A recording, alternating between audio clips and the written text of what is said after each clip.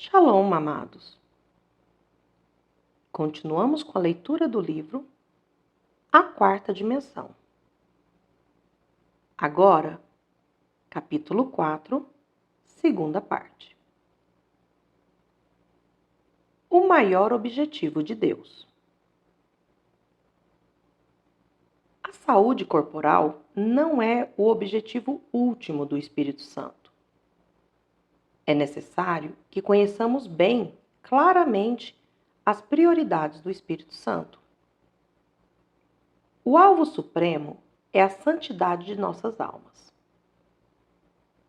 Quando Deus lida com você, sempre o faz através da santidade da alma.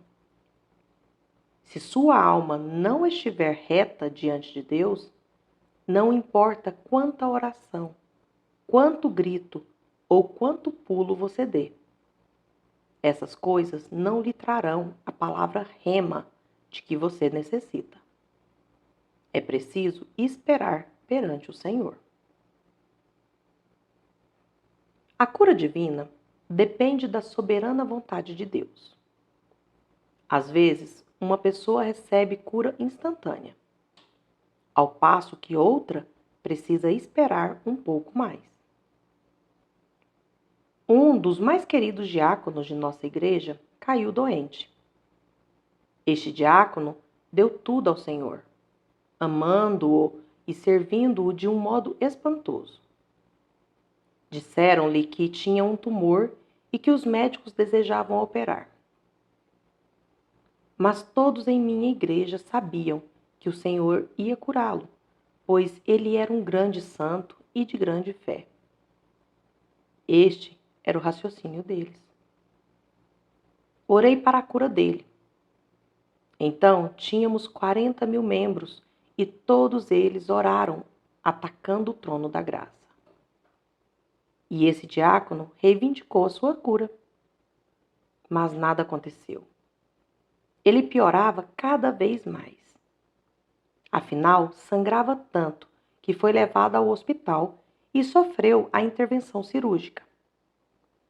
Muitos de nossos membros estavam preocupados e reclamavam: onde está Deus? Por que Deus o está tratando desta maneira?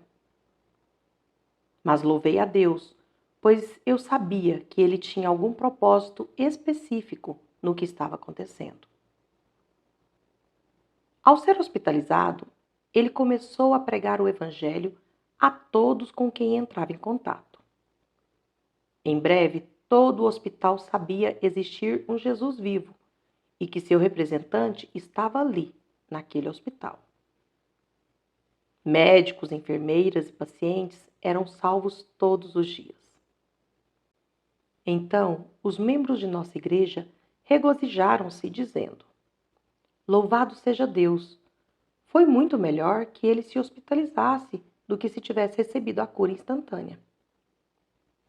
Deus mostrou que sua prioridade era a cura eterna das almas e não a cura terrena do corpo físico. Onde há dor e sofrimento, temos a tendência de pedir libertação. Mas não devemos fazer isso. Se o seu sofrimento pode resultar em graça redentora, ou se seu sofrimento torna-se o canal para o fluxo da graça redentora de Deus, então seu sofrimento foi enviado por Deus. Se, entretanto, seu sofrimento torna-o inválido e começa a destruí-lo, então procede de Satanás e você deve orar a fim de livrar-se dele. Contar-lhe-ei um caso no qual Deus não libertou as pessoas de seu sofrimento. Aconteceu durante a Guerra da Coreia, quando 500 ministros foram capturados e imediatamente fuzilados, e 2.000 igrejas destruídas. Os comunistas eram cruéis para com os pastores. A família de certo ministro foi capturada em Incheon, Coreia, e os líderes comunistas submeteram-nos ao que chamavam de Tribunal do Povo. Os acusadores diziam: este homem é culpado de cometer este crime de pecado e por esse pecado deve ser castigado. A única resposta que recebiam era um coro unânime de vozes dizendo: sim, sim. Desta vez, cavaram um grande buraco. Colocaram o pastor, sua esposa e vários de seus filhos dentro dele. Então o líder falou: todos estes anos, o Senhor tem desviado as pessoas com a superstição da Bíblia. Se desejar agora retratar-se perante o povo aqui reunido e arrepender-se de sua má conduta, então o Senhor, sua esposa e seus filhos serão libertados. Mas, se persistir em suas superstições, toda sua família vai ser enterrada viva. Tome sua decisão. Todos os seus filhos começaram a chorar, dizendo: papai, papai, pense em nós. Imagine a situação desse homem. Se você estivesse em seu lugar, o que teria feito? Sou pai de 3 filhos e chegaria quase a preferir ser lançado ao fogo do inferno a ver meus filhos serem mortos. Este pai estava profundamente abalado. Levantou a mão dizendo: sim, sim, falo-ei. Vou denunciar minha...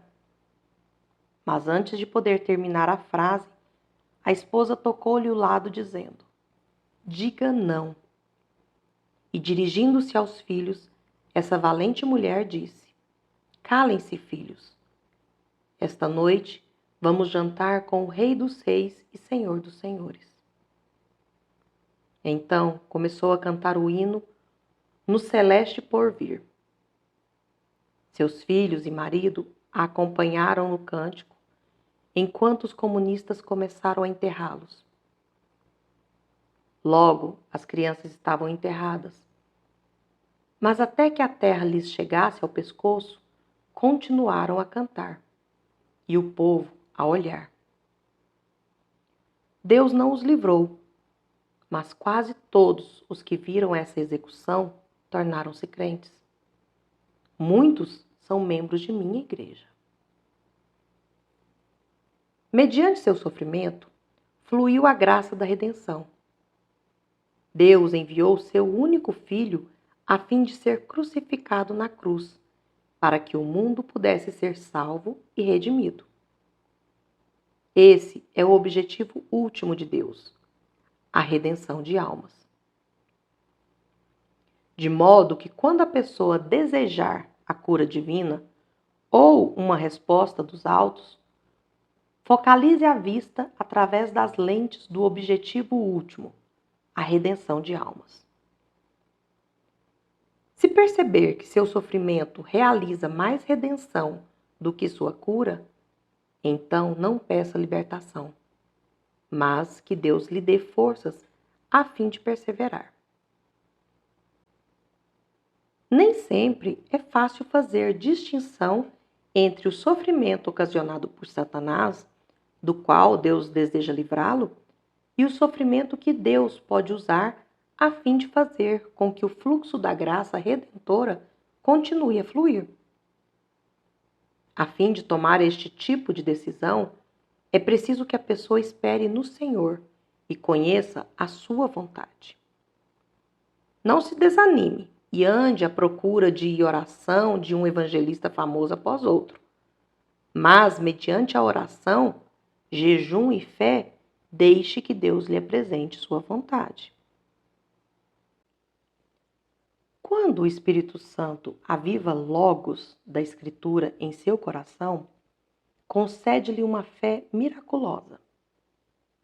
Você sabe que a passagem bíblica não mais pertence à palavra dita de Deus, mas transforma-se instantaneamente na palavra dizente de Deus para você.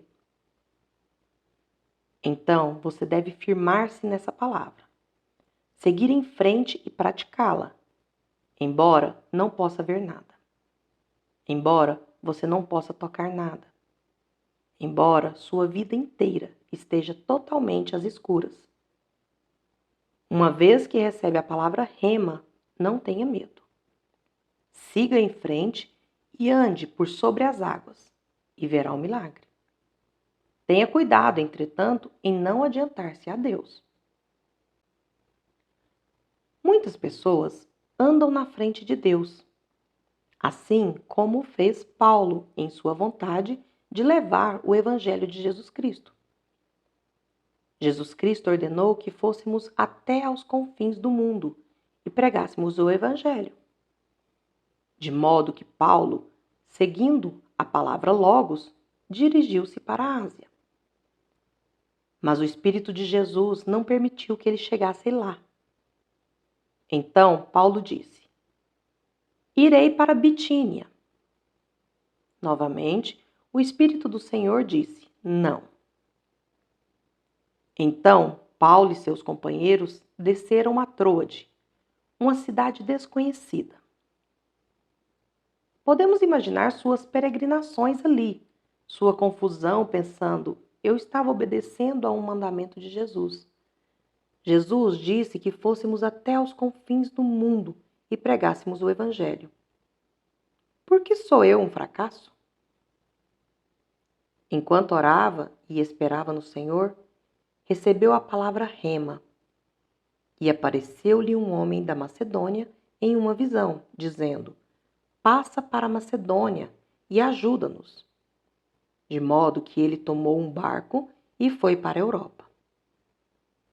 Através do exemplo de Paulo, podemos novamente ver a diferença entre Logos e Rema. Recebendo Rema. Algumas pessoas têm vindo a mim com o comentário: Irmão Cho, posso orar por várias promessas das Escrituras e posso esperar até que o Espírito Santo avive essas mensagens, aplicando-as a mim. Mas como é que posso conseguir rema na escolha de um marido ou de uma esposa? Li a Bíblia toda, mas ela não diz que devo casar-me com Elizabeth, Maria ou com Joana. Como é que posso ter rema com respeito a este assunto? A Bíblia tampouco diz onde devo estabelecer minha residência, se no Rio de Janeiro, Buenos Aires, Los Angeles ou em Berlim. Como é que posso saber a vontade de Deus a este respeito? Estas são questões legítimas. Permita-me dar-lhe os 5 passos que uso a fim de saber a palavra rema acerca de questões específicas. Número 1. Ponto morto. O primeiro passo é colocar-me em ponto neutro. Não ir nem para frente nem para trás. Permanecer completamente calmo. Então, esperar no Senhor, dizendo: Senhor, eis-me aqui. Ouvirei a tua voz. Se disseres sim, irei. Se disseres não, não irei. Não desejo tomar decisões para meu próprio benefício, mas decidir segundo o teu desejo. Seja algo bom para mim ou seja algo mau, estou pronto a aceitar tua direção. Com esta atitude, espero pelo Senhor. Muitas vezes, a melhor coisa a fazer é jejuar e orar. Pois, se a pessoa come demais, fica cansada e não pode orar.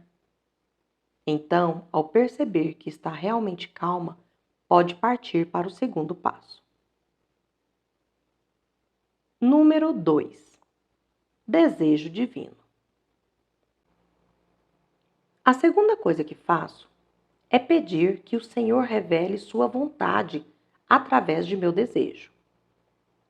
Deus sempre vem a você através de seu desejo santificado. Agrada-te do Senhor e Ele satisfará aos desejos do teu coração. Salmo 37, 4. O anelo dos justos, Deus o cumpre. Provérbios 10, 24. Por isso digo que tudo quanto em oração pedirdes, credes que recebestes, e será assim convosco. Marcos 11, 24. Desejar é, pois, um dos pontos focais de Deus. Além disso, Filipenses 2,13 diz: porque Deus é quem efetua em vós tanto querer como realizar, segundo a sua boa vontade. Através do Espírito Santo, Deus coloca em seu coração o desejo, levando você a desejar fazer a vontade dele. Portanto, faça a seguinte oração: Senhor, agora dá-me o desejo segundo a sua vontade. Ore e espere no Senhor, até que Deus lhe dê o desejo divino. Ao orar, muitos desejos lindos, fluirão à sua mente. Tenha a paciência necessária para que também os desejos de Deus lhe venham à mente. Não se ponha de pé dizendo: já tenho tudo, e em seguida saia correndo.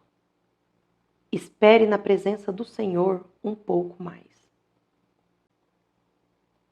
Satanás também pode dar desejos, mas também os desejos podem surgir de seu próprio espírito ou ser dados pelo Espírito Santo.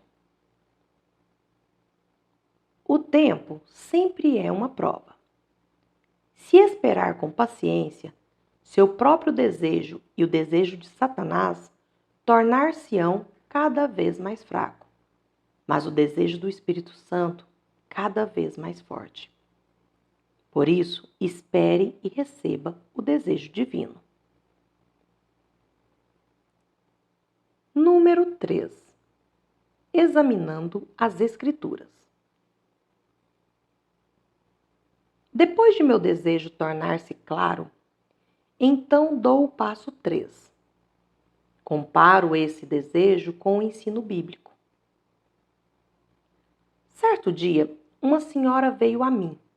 Emocionada, dizia: Pastor Cho, vou contribuir com uma grande soma para seu ministério. Louvado seja o Senhor, exclamei. Assente-se e conte-me a respeito disso. Tenho um desejo fantástico de entrar para o mundo dos negócios.